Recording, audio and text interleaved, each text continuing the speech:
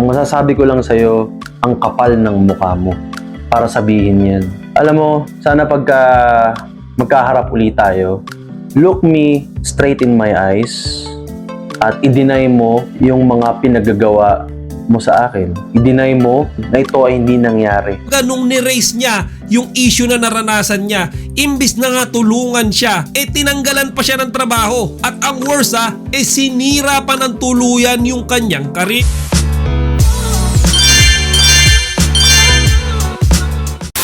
Magandang araw mga chika! Rigel po ulit ang inyong Chika Patrol.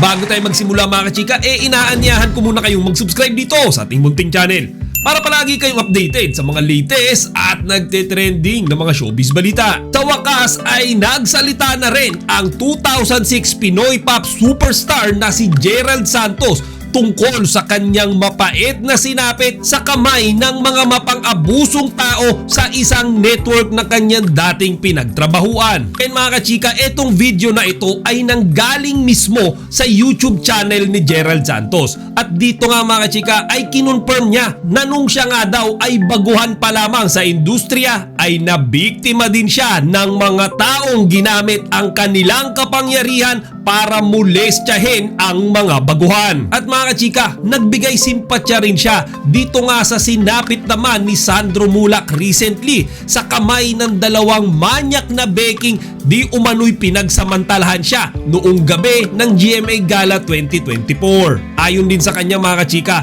talagang sinadya niyang magsalita ngayon dahil mainit yung ganitong issue at ayaw niya daw na mangyari pa sa iba yung sinapit niya o ni Sandro Mulak.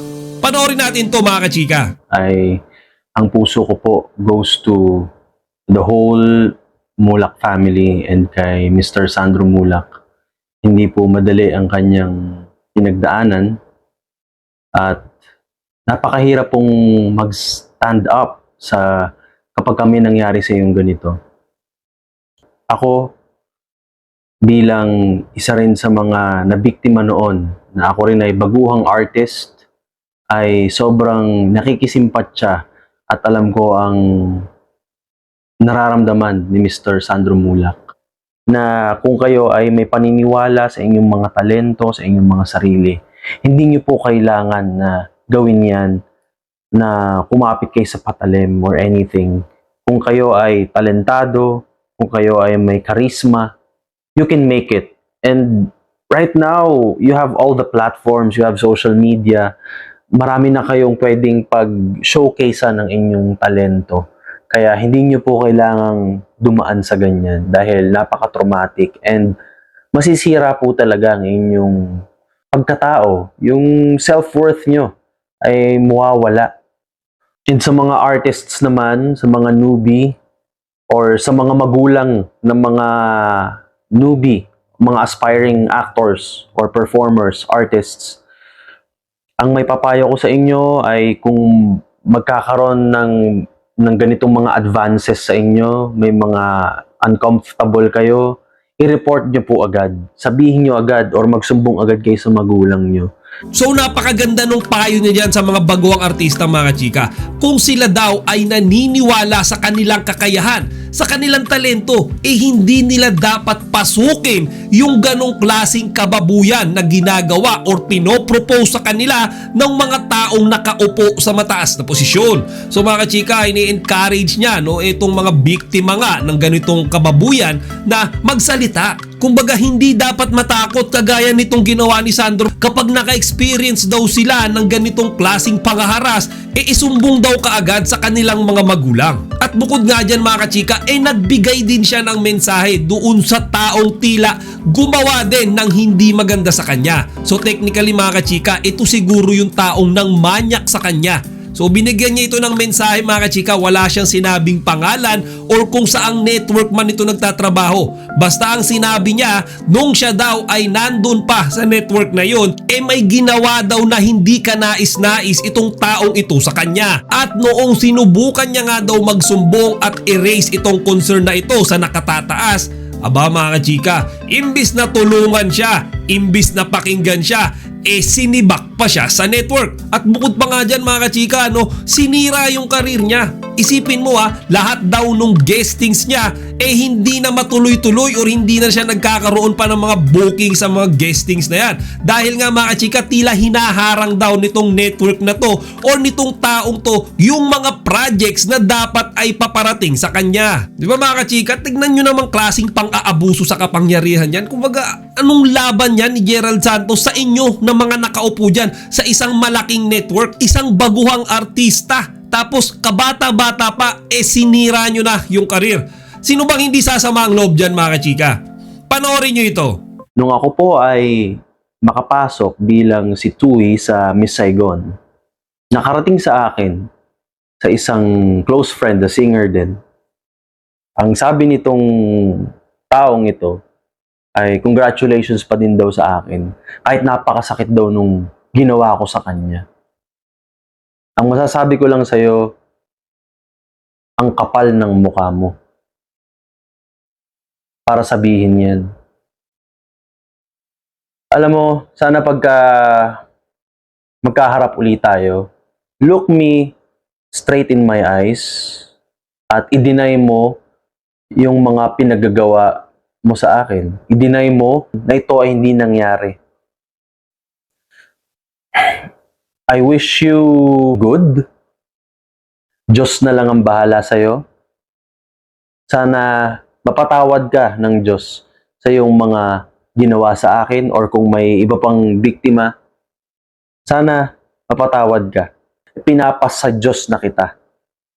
Ito pong taong ito na mataas ang katungkulan ngayon dito sa network, na kaibigan nitong taong gumawa ng hindi maganda sa akin, ay sobrang galit na galit pa din po siya sa akin up to now. Kaya ako po ay basically parang banned po dito sa network. Hindi po talaga ako magkaroon ng guestings ng kahit anong show. Hindi po ako talaga makapasok sa network because of this person. So, yan po yung nangyari po sa akin. Ako po ay napag-initan, na persecute, kahit na may pang-aabuso pong nangyari, ay ako po ang natanggal, ako po ang nawalan ng trabaho. So grabe, di ba mga chika? Kaya pala hindi na ako nagtataka, no? Feeling ko talaga dati pa, si Gerald Santos merong potential to Magaling siya Pero tignan nyo mga chika yung sinapit niya. Di ba kumbaga nung ni-raise niya yung issue na naranasan niya, imbis na nga tulungan siya, tinanggalan pa siya ng trabaho. At ang worst sinira pa ng tuluyan yung kanyang karir. At sa huli nga mga kachika, ini-encourage niya lahat ng mga artista na nakaranas ng ganitong klaseng kababuyan mula sa kamay ng mga taong may mataas na katungkulan o may kapangyarihan sa isang kumpanya or TV network man yan. Kumbaga speak up daw. Nandyan daw yung social media ngayon para tulungan kayong makakuha ng atensyon ng mga tao. Dahil hindi na po ito katulad nung panahon dati na wala tayong boses. Ngayon, we have social media. We have the power of the people. We have the power of public opinion na kapag hindi ka pinakinggan dun sa loob, if you express it on social media, if you let it out in public now, you can gain yung attention ng mga tao, and itong mga tao magbibigay ng power sa'yo para pakinggan ka. So, wag na wag kayong matatakot ngayon na magsalita. And bigyan ng takot itong mga nasa kapangyarihan ng mga nakaupo. Matakot sila na ngayon kapag may ginawa silang hindi maganda, magsasalita tayo. Yun po yung gusto kong i-advocate. Kaya po ako gumagawa ng videos ngayon. Kaya hindi naman nalingid sa kaalaman nating lahat na talagang meron at merong ganyang klaseng kalakaran, pang-aabuso o pang-mumulestya sa isang kumpanya or kahit saang lugar. Ang problema lang kasi talaga kung yung tao ba na ginagawa ng ganyan magsusumbong, magsasalita kasi mga chika takot sila Baguhan sila, wala silang boses. Sino ba sila para makipaglaban sa mga matataas na tao? Lalo na kapag yung kapalit ng kanilang pagsasalita o pagsusumbong ang pagkasira ng kanilang mga karir. Personally mga kachika, bilib ako sa ginawang ito ni Gerald Santos. Bilib ako dahil nagawa niyang magsalita i-share yung mga experiences niya sa atin para hindi na nga naman maulit pa sa mga baguhang artista at para naman doon sa mga taong nakaupo sa taas na nagbabalak pang gawin ito. Siyempre mga chika, kakabahan na sila kasi alam na nila na yung mga taong bibiktimahin nila ay malakas na ang loob at kaya nang ilabas yung kanilang gagawing kawalang hiyaan. O siya mga chika, hanggang dito na lang muna. Sana huwag nyo kalimutang ibahagi ang inyong mga opinion dito sa comment section. Chika Patrol signing out! Chika, huwag niyong kalimutan mag-like, comment, and subscribe. Para sa iba pang mga celebrity news, i-click lamang ang mga videos na ito.